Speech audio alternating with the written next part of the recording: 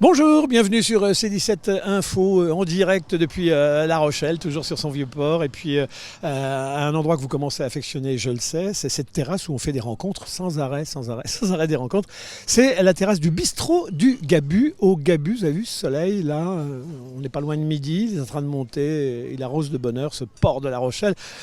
À la terrasse, nous venons de rencontrer Noam Léandri. Noam Léandri, il est en vacances. Bonjour. Bonjour Tony. Bon, bah alors dites donc, vous avez l'air là d'un estivant. Je vous ai connu en cravate dans des fonctions un peu plus responsables. Comment vous trouvez La Rochelle ? Ah, c'est magnifique, hein, avec le soleil, avec ce temps, on a envie d'y passer toute sa vie. Vous résidez sur Angers, on dit que la douceur angevine, etc., elle aurait pu vous capter pour passer, je ne sais pas moi, une semaine plutôt camping bord de Loire. Non, vous venez faire camping Charente-Maritime. J'ai passé quand même quelques semaines de vacances là-bas, je dois reconnaître. Non, c'est quand même agréable, Angers aussi. J'invite tous les habitants de La Rochelle à venir découvrir cette région aussi. Bon. Quand je dis, les amis, qu'il suffit de s'asseoir à une terrasse et puis d'écouter, de regarder, de saluer, et on fait des rencontres fantastiques. Noam Léandri, je ne le savais pas, en discutant, je découvre qu'il est responsable d'un organisme national qui s'appelle l'Observatoire national des inégalités. Vous en êtes secrétaire général ? Non, j'en suis le président, mais j'ai été secrétaire général à une époque aussi lointaine.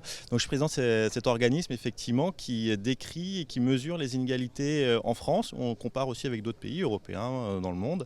Et donc tous les ans, on produit un rapport qui présente à la fois les questions de pauvreté, d'inégalité de revenus, mais inégalité sociale aussi, à travers les catégories socio-professionnelles. Elles n'ont pas disparu. Il y a toujours des riches, des pauvres, des domestiques, des maîtres. Ça n'a pas disparu, tous ces mécanismes sociaux. Dites-moi, au moment où, après 9 mois d'insurrection, entre guillemets, française, avec appuyé sur les gilets jaunes, on a toujours dit que l'injustice, la pauvreté, c'était le ferment des colères, c'est le droit qu'on a aux émeutes quand les choses ne sont pas partagées. Votre organisme, du coup, est mis là très au front. Est-ce que vous avez mesuré, vous, avec le temps, que les inégalités s'étaient aggravées ? Parce que on est à une époque où tout est camouflé, on donne l'impression que tout va très bien, la médiatisation de tout le monde se présente un peu comme heureux, mais de ne pas avoir la face cachée. Alors la face cachée, c'était quoi ? Alors la face cachée, c'est effectivement que la pauvreté a quand même considérablement augmenté ces 10 dernières années. C'est même une rupture, parce que depuis le temps qu'on mesure les inégalités et la pauvreté, disons les années 70, on voyait une baisse quand même continue de la pauvreté. Et là, depuis 10 ans, il y a une augmentation et on reste sur un plateau. C'est globalement stable quand même sur 5 ans. Mais malgré tout, ça reste plus élevé. 5 millions de personnes pauvres, c'est-à-dire qui vivent avec moins de 800 € par mois, par personne. C'est quand même un phénomène qui est quand même assez inquiétant et malheureusement on voit que malgré la reprise de l'emploi qui a été amorcée depuis 2015, il n'y a pas de... Lorsqu'il y avait eu une augmentation du chômage, il y avait eu plus de pauvres. Mais quand avec la décrue du chômage, il n'y a pas de baisse de la pauvreté. Donc c'est-à-dire qu'on est dans un phénomène vraiment très ancré et qui a du mal à disparaître. On n'a pas de politique aujourd'hui qui soit réellement efficace encore aujourd'hui contre la pauvreté. Ça veut dire qu'on a laissé filer l'augmentation des prix, etc. en disant bah, regardez, les prix montent, c'est parfait, l'économie tourne, mais qu'on n'a pas mis les salaires en face comme il fallait ? C'est surtout le fait qu'il y a moins d'emplois. Et alors aujourd'hui, le taux de chômage, peut-être qu'il mesure mal ce mécanisme. On est tous rivés sur le taux de chômage, mais il n'y a pas que ça dans la vie. Il y a surtout aussi le niveau de revenus, le phénomène de travailleurs pauvres. On a beau travailler, parfois, il y a un mécanisme, il y a l'existence nouvelle de ce phénomène de travailleurs pauvres, 2 ou 3 millions de personnes selon les façons de mesurer.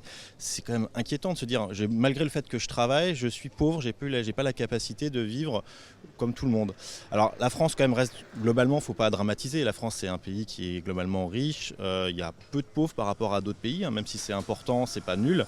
C'est moins élevé que dans d'autres pays et il y a tout un filet de protection sociale aujourd'hui qui garantit à chacun un minimum de niveau de vie qui est parfois pas suffisamment élevé. Par exemple, on passe au RSA, c'est 450 € par mois pour une personne. C'est en dessous du seuil de pauvreté.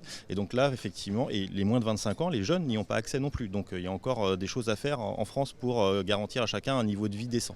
Dans vos approches, on considère qu'on est pauvre à partir de combien ? En deçà de combien on est pauvre ? Alors c'est 800 € pour une personne seule et pour un couple avec 2 enfants par exemple, c'est un peu moins de 2000 € par mois. Donc c'est l'ordre de grandeur. Alors on parle de 5 millions de personnes qui sont dans cette situation en France. On parle aussi, en plus de ces 5 millions, d'1 million d'invisibles. Qu'est-ce que c'est les invisibles ? C'est tous ceux dont on ne connaît pas les revenus parce qu'aujourd'hui, comment on mesure le taux de pauvreté, c'est par rapport aux déclarations de revenus qui sont faites chaque année et par les services fiscaux, enfin reçues par les services fiscaux. Et donc à partir de là, l'INSEE les triture et mesure le nombre de personnes qui sont en dessous de ces seuils de pauvreté.